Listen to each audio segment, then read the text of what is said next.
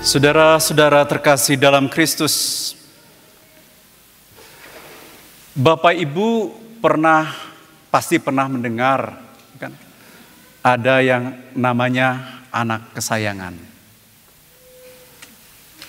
Ada namanya anak emas. Ada namanya anak perak. Anak batu. Anak batu itu keras kepala. Anak kesayangan. Para saudara yang terkasih, kita pasti pernah mendengar dan merasakan hal itu. Ya kan? Kita juga pasti pernah melihat seorang ibu yang memeluk anaknya dan dia mengatakan begini, "Nak, aku sangat menyayangimu. Mama dan papa sangat mencintaimu. Dan kami semua sangat sayang kepadamu." Kira-kira adik-adik yang terkasih, kalau mama mengatakan seperti itu, bahwa mama dan papa menyayangimu, apa yang dirasakan? Senang, apalagi?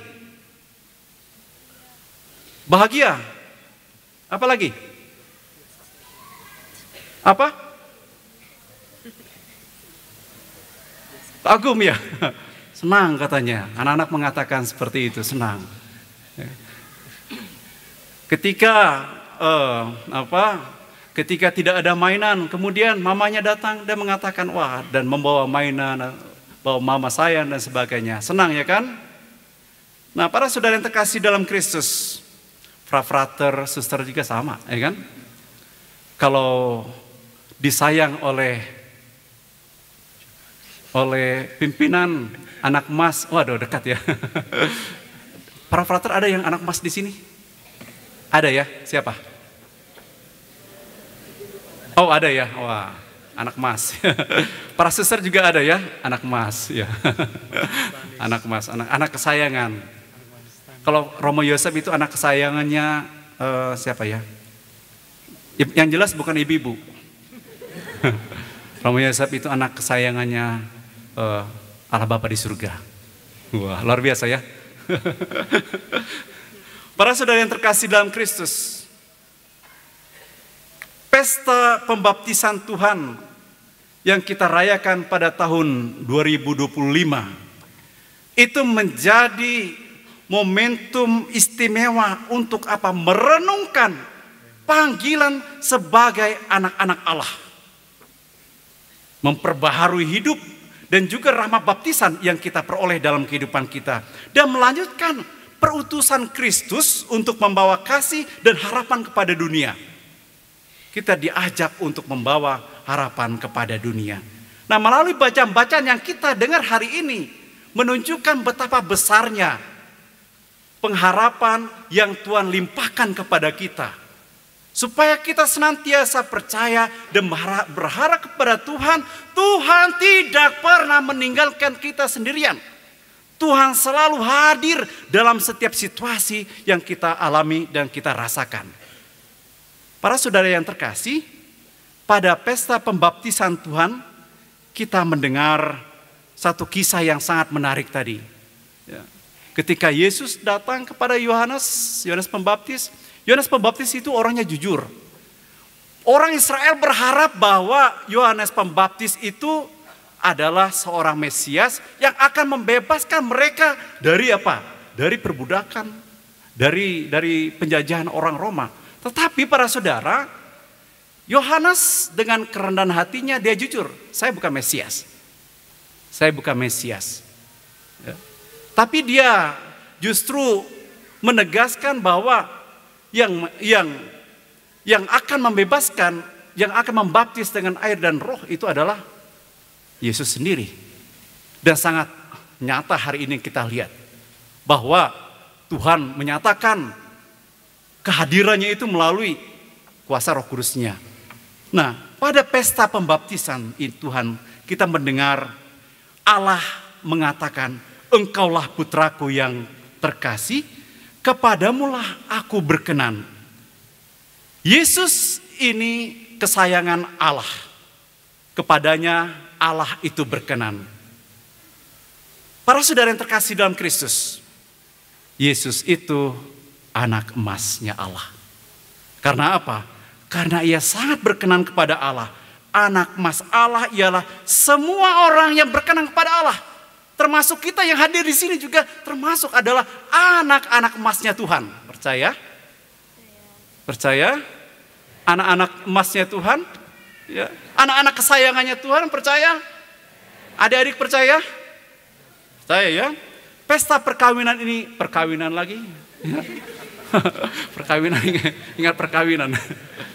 Memang dalam pesta Epifani itu ada 3 peristiwa. Peristiwa yang pertama itu adalah peristiwa penampakan Tuhan kepada orang-orang Majus. Yang kedua adalah perkawinan di Kana. Saya jadi ingatnya perkawinan di Kana. Kemudian yang ketiga itu adalah pembaptisan. Nah, pada pesta pembaptisan Tuhan ini sebetulnya para saudara itu mengingatkan kita hakikat pembaptisan kita dan siapakah kita sesungguhnya setelah dibaptis. Menjadi saudara sebapa dengan Yesus sehingga kita apa? Memanggil Allah itu Aba ya Bapa. Kita dijadikan anak Allah. Luar biasa ya Bapak Ibu yang terkasih. Kita bisa mengatakan apa ya Bapa? Apa ya Bapa? Kalau Tuhan tidak turun ke dunia, kita tidak bisa mengatakan itu. Masih ada kandang di sini. Masih ada kandang. Di situ adalah gambaran Allah Tritunggal. Dia turun ke dunia. Ada Bapa, ada Putra, dan Roh Kudus. Kemudian dia turun ke dunia, lalu dia tinggal di antara kita menjadi bayi lemah. Supaya kita apa? Dapat menyebut Allah itu Aba yang Bapa. Ya, Tuhannya orang Kristen, Allahnya orang Kristen begitu dekat dengan kita. Kita dapat mengatakan Aba, Bapa kepada Tuhan. Para saudara, apakah Yesus itu perlu dibaptis sebagai tanda pertobatan orang berdosa? Sebetulnya Yesus ya nggak perlu dibaptis sebetulnya. Karena dia itu tidak berdosa. Tapi Yesus tidak berdosa dan tidak membutuhkan pembaptisan pertobatan untuk keselamatan. Karena ia sendiri apa? Ia sendiri pembawa keselamatan itu. Supaya orang selamat. Orang berusaha untuk selamat. Ya kan? Berusaha untuk selamat. Berusaha untuk melakukan ini, mempersembahkan ini itu. Supaya apa? Supaya selamat Bapak Ibu yang terkasih. Mempersembahkan korban di atas gunung yang tinggi. Di situ ada roh-rohnya dan sebagainya. Supaya apa? Supaya tidak binasa. Supaya mereka selamat. Misalnya juga di berbagai budaya ada ya. Ada batu besar, mereka melihat oh ini ada dewanya. Supaya tidak mati maka mereka mempersembahkan darah, ya kan? Betul atau betul? Betul ya. Lalu di mana lagi tuh ya? Banyak. Sehingga banyak juga orang supaya selamat itu mempersembahkan supaya apa? Selamat. Nah, para saudara yang terkasih dalam Kristus, Yesus datang mempersembahkan seluruh hidupnya supaya kita selamat. Yesus membiarkan dirinya itu dibaptis agar apa? Agar ia bersatu bersama dengan orang berdosa untuk berjalan bersama, hidup bersama. Mengantar mereka orang berdosa itu ke jalan yang benar menuju kepada Allah. Karena itu para saudara yang terkasih, kita bersyukur memiliki Tuhan yang begitu dekat dengan kita. Dia hadir, dia ada di tengah-tengah kita. Dia ada di antara kita. Dia mau berjalan bersama dengan kita. Dia mau solider bersama dengan kita. Dia hadir di tengah-tengah kita. Menjadi manusia. Tuhan mana yang menjadi manusia? Ada atau tidak? Ada atau tidak? Poseidon, apalagi? Lalu apalagi? Dewa-dewa, apakah dia menjadi manusia sama seperti Kristus? Tuhan kita itu menjadi manusia. Dia mau dibaptis di sana, dia mau solider dengan kita, dia mau berjalan dengan kita. Dia hadir di tengah-tengah kita dalam segala kesulitan yang kita alami, kita rasakan.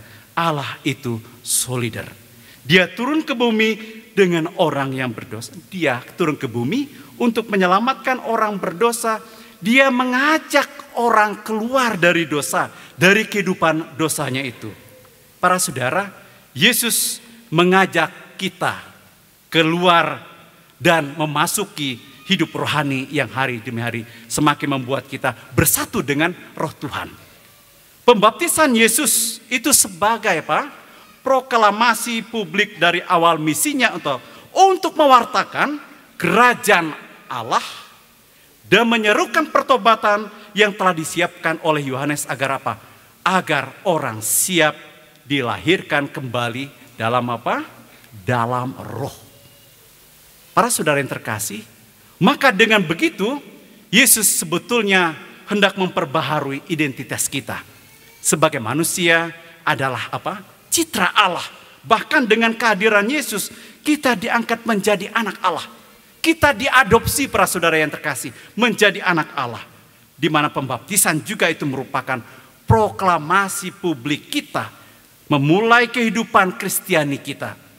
Pada saat pembaptisan, kita itu disebut orang Kristen.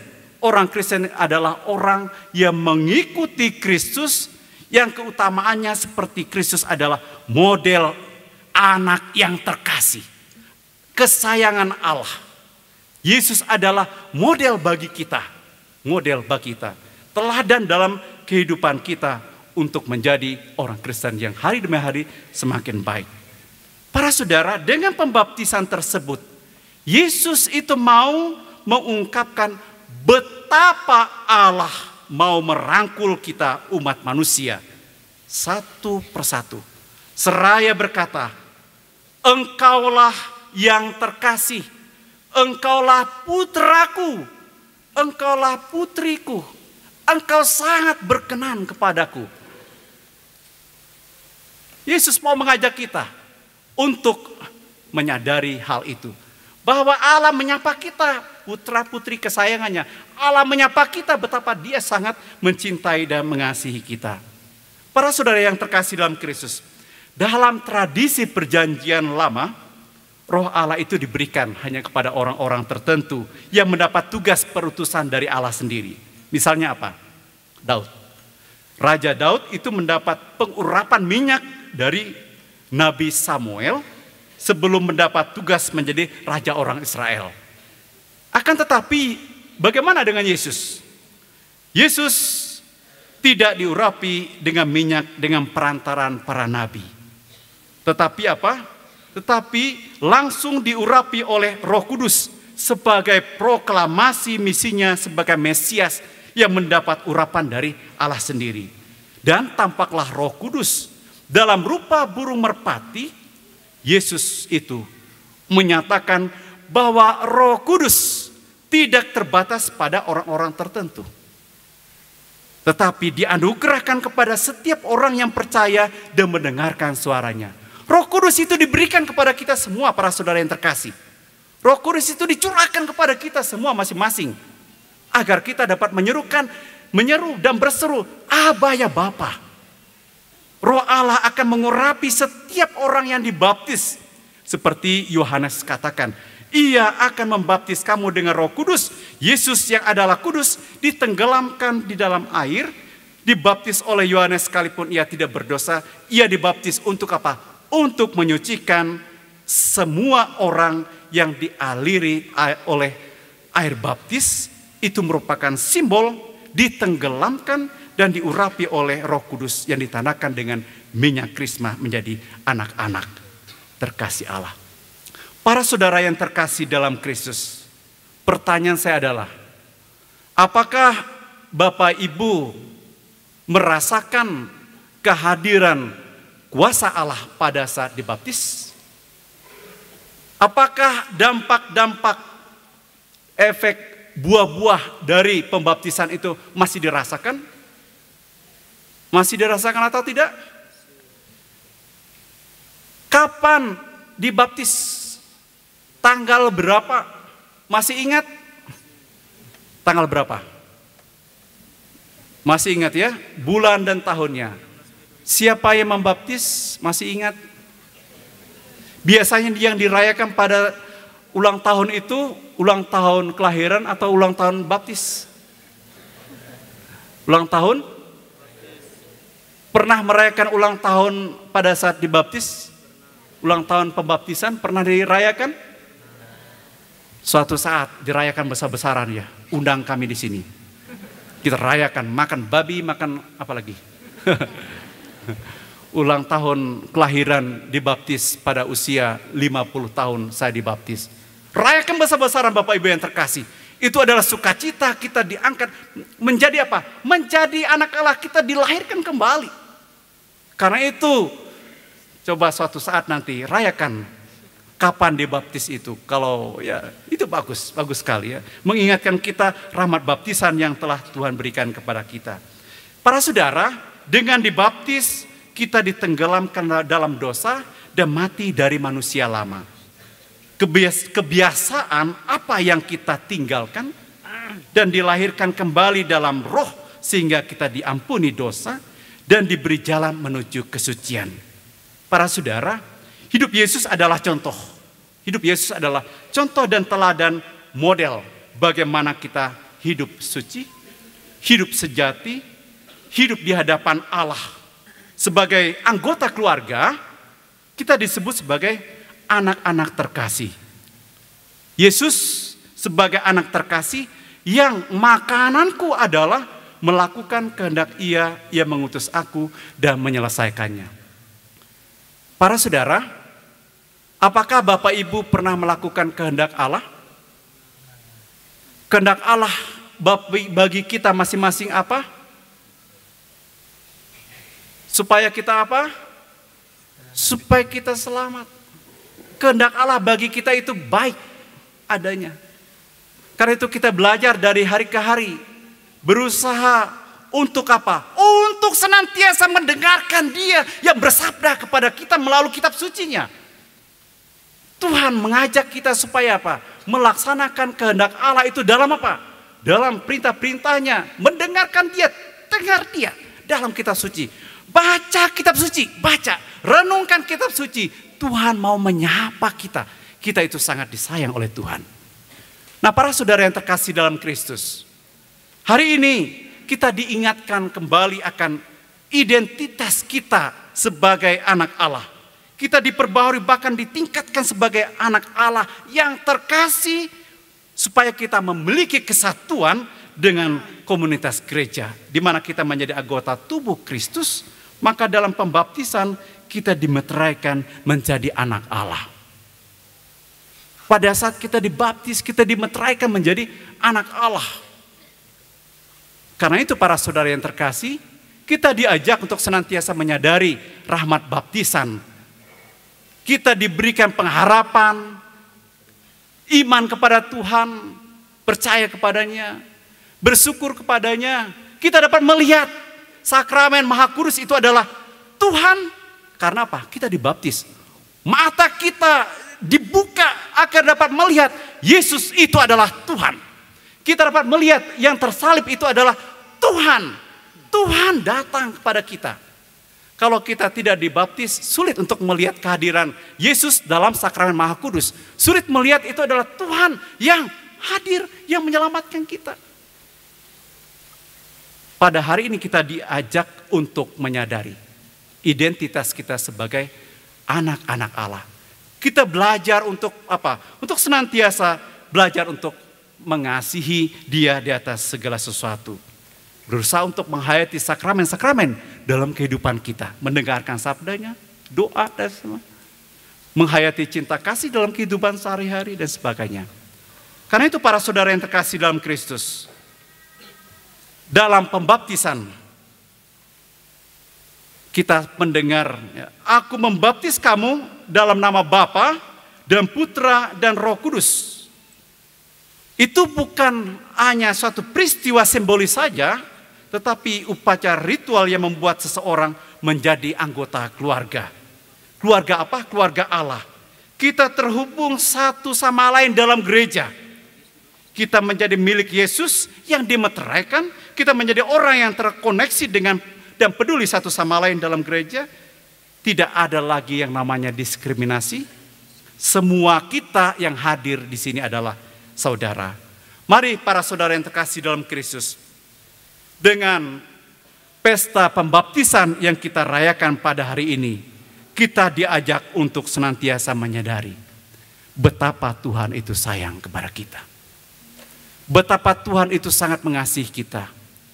Dan Dia hari ini juga mengutus kita masing-masing supaya mewartakan Dia. Membawa banyak orang mengalami keselamatan. Membawa banyak orang mengalami penghiburan. Kata Yesaya, lihatlah Allahmu. Kita diajak untuk melihat Allah hari ini yang menyapa kita masing-masing dengan kasih. Nanti kita akan menerima sakramen Maha Kudus. Kita akan menyambut Dia. Kalau yang tidak dibaptis tidak menyambut, tidak diperbolehkan untuk menyambut tubuh Kristus. Kita yang sudah dibaptis secara Katolik boleh menyambut tubuh Kristus. Tuhan hadir dalam diri kita masing-masing. Dia begitu sayang kepada kita masing-masing. Dan kita mengalami perjumpaan yang begitu mendalam dengan Dia.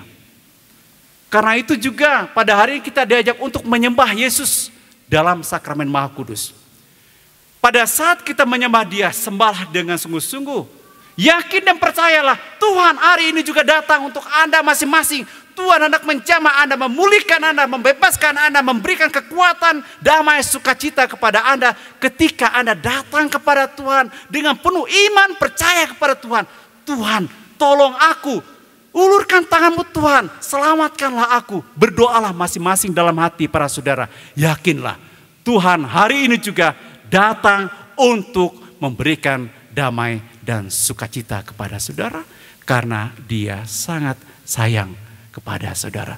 Mari kita hening, kita mohon rahmat Tuhan itu agar Tuhan memberikan rahmat iman kepada kita masing-masing, pengharapan yang dalam kepada Tuhan, dan juga memberikan kasih dalam diri kita masing-masing, sehingga kehadiran Tuhan yang kita rayakan dalam perayaan Ekaristi ini mendatangkan berkat dan rahmat bagi kita. Semoga.